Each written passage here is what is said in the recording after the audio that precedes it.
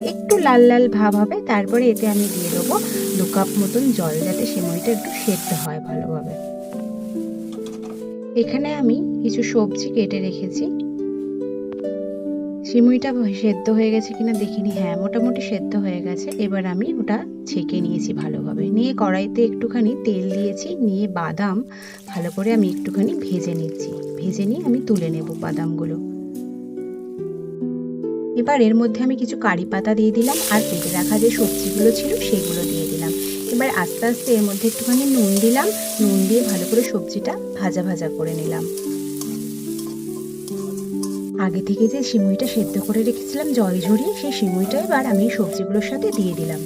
আর দিয়ে দিলাম একটু নুন, একটু স্বাদ অনুসারে চিনি, আর আগে থেকে যে ভেজে রেখেছিলাম বাদামগুলো, সেই বাদামগুলো দিয়ে ভালো করে মিশিয়ে নিলাম। ব্যাস রেডি হয়ে গেছে একদম ঝরঝরে সিমুইয়ের